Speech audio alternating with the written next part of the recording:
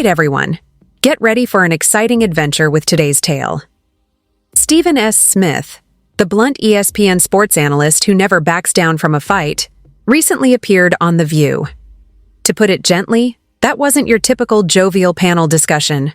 Following Stephen A.'s aggressive presence, there was a mix of talk show and ideological cage match. The Republicans are sort of an extreme fringe. Here's the scoop then. As usual, the discussion veered into politics, but this time, Stephen's viewpoint surprised the usual hosts. In particular, Sunny Hostin appeared to assume that given his background, Stephen would unavoidably concur with her when she began discussing extreme political parties. Stephen steadfastly rejected the notion that the Republican Party is merely an extreme fringe, and she also made a mistake. That reply, which focused on the necessity of giving up attempts at classification based on biases and preconceptions, set the tone for the entire conversation. Republicans are sort of an extreme fringe party. No, I don't think that they're an extreme fringe party. I think that they're operating against those they believe are extreme on the left. Like, for example, when you talk about the LGBTQ community, I'm a fiscal conservative and I'm a social liberal. I'm fiscal with my dollars. I ain't apologizing. I want to pay high taxes to anybody. Right? Outside of that, I'm pretty liberal. Live and let live, okay? But you have folks on the left that were introducing some things when we got in the whole transgender issue, and they were talking about bathrooms, and they were talking about males transitioning to females, competing against girls in sports and stuff like that. These are the 1% of the population. But you know what? That marked a sea change. Together, Stephen and I were able to show that drawing wide conclusions about political concepts is not only incorrect, but also lazy. Not only is it improper, but it is also presumptuous to assume that someone's identity determines their opinions. And it was not to Stephen's liking. I think that's where the mistake is. Yeah. You're saying it's ridiculous. I don't disagree with you. Yeah. But most of the voters out there don't think like that. But that means they don't have the information. Okay, but 90% of the voters don't have the information. If you're out there busting your tail to make ends meet and to pay your bills, and you're going to work every day, and you got family to take care of, and you got here in New York City, you get 2 hours a day, stuck in traffic. You know what I'm saying? You got a whole bunch of stuff to go through. You don't have time to know what you and I Maybe you need to listen to the news when you're in traffic. Well, again, I'd be uninformed. This is stuff that's going to take you away from things that brings down your spirit. And that's unfortunately what most voters are doing. Anyone who follows Stephen A. outside of ESPN is aware that he also hosts a podcast in which he is more open with his expressions. He also didn't hold back here. Despite being employed by Disney ESPN, he acknowledged that his North Star common sense describes himself as both fiscally conservative and socially liberal, a combination that isn't often heard in mainstream political conversation. Like everyone else, he believes that people should be free to enjoy their lives, but he also opposes high taxation. It makes enough sense, doesn't it? When the topic of transgender athletes came up, Stephen wasn't holding back when expressing serious concerns about sports equity. He emphasized that even if there aren't many transgender people, the policy implications are significant. Exclusion has nothing to do with this. Rather, the emphasis was on competition and the difference between inclusion and equality. You leaned and you were a prisoner to the extreme left in a lot of people's eyes. Well, guess what? Most of America doesn't operate on the fringes. Whether you're left or you're right, you're relatively centrist.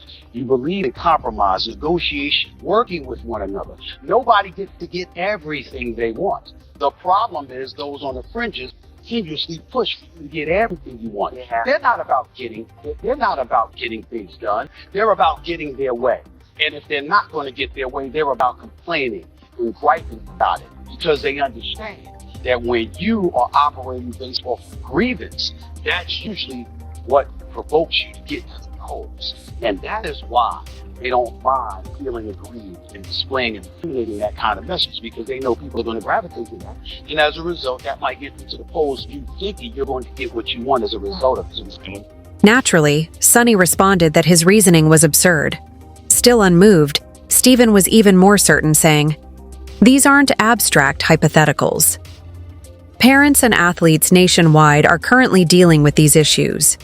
It won't go away if you ignore it. It just makes matters worse. After then, something intriguing happened. Sunny argued that voters should be more educated, even going so far as to growl while watching the news. But Stephen's answer was sobering.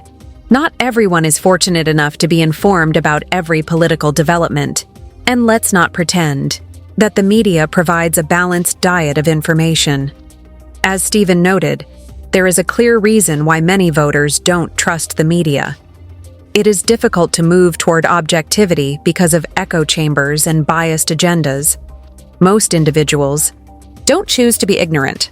Taking care of their children, working 2 jobs, and trying to make ends meet is all they are doing. I don't think that they're an extreme fringe party. I think that they're operating against those they believe are extreme on the left. Like, for example, when you talk about the LGBTQ community, I'm a fiscal conservative and I'm a social liberal.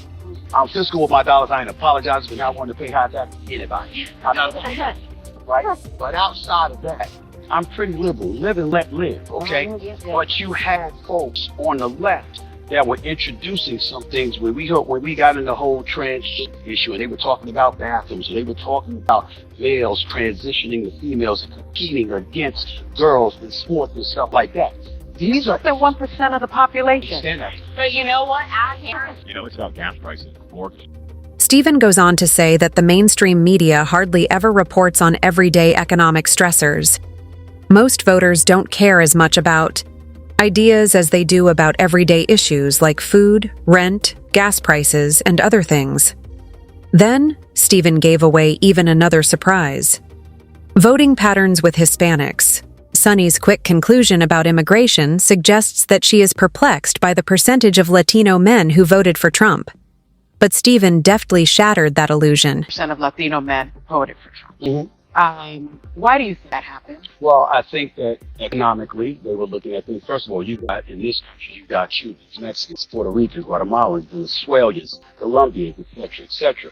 If you talk to the Hispanic community, depending on who you're talking to, they think differently. The Cubans think differently than the Dominicans. The Dominicans think differently than the Colombians. Some, the economy was a priority. Some, believe it or not, it was border. Yeah. You had some folks within the Hispanic populace that were encouraging the borders to be closed. I'm Puerto Rican, right? So the Hispanic community is not a monolith. I agree with you. And a lot of, I think, people that are Hispanic origin from, let's say, South America or Central America, they're willing to close the door behind them instead of letting some of us. There are diverse opinions, diverse. He did a great job of explaining the distinctions amongst Latino groups.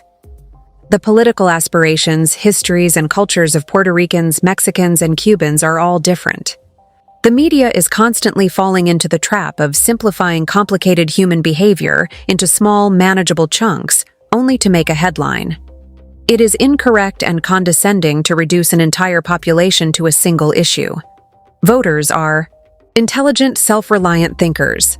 They are not stereotypes. It's ridiculous. I don't disagree with you. Yeah. But most of the voters out there don't think like that. But That means they don't have the information. okay, but 90% of the voters don't have the information. If you're out there busting your tail and making ends meet and to pay your bills, and you're going to work today, and you got a family to take care of, you got to say you're in New York City, you get 2 hours of your day, stuck in traffic.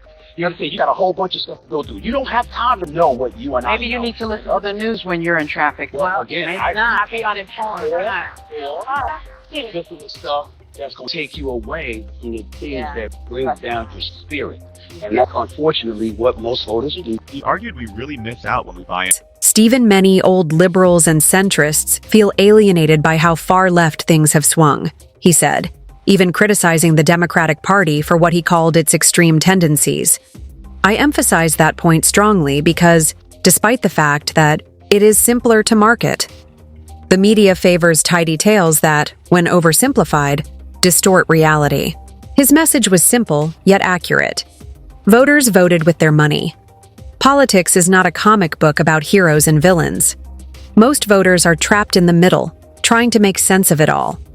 Turnout is driven more by living costs, safety concerns, and economic hardships than by identity politics and hashtags. When we look at the economy, I remember when Biden came into the office, he inherited about 1.5% inflation. It ballooned to about 9.1% before it ultimately came down the way it is now, right? That doesn't mean anything to minorities. Oh, the percentage of inflation, and here's the percentage. Nah. How much does gas cost? How much does the groceries cost, okay? How much does rent cost? How much does my mortgage cost? That's what folks pay attention to, what's actually in their wallet. I don't know too many minorities that want to trust the system. And so when people speak, although you're right and righteous with your emotion and your righteous indignation, other people are saying we have the right to have righteous indignation when it comes to our pocket, or when it comes to our lifestyle, or when it comes to our environment. If we see crimes in the streets and stuff like that, we see homelessness, and it's balloon, we got a problem with that, and we don't believe this person. And he is not wrong there. But what stood out to me. And he's entirely correct. It's your time now. Do you agree with Stephen A. Smith's opinions on political parties and media narratives? Or do you agree with Sunny's ideas on civic awareness and informed voting? One of the most crucial points Stephen made was that political parties need to speak to everyone, not just the most vocal activists, if they are to remain relevant. The reason for this is that the average voter does not yell on Twitter. Instead, they are carefully choosing those who will actually help them pay their bills. If this topic got you thinking, please click like, subscribe, and ring the bell. Future discussions like this one should be more in-depth. Kindly leave your remarks in the space provided below. Continue to stay alert, curious, and unaffected by the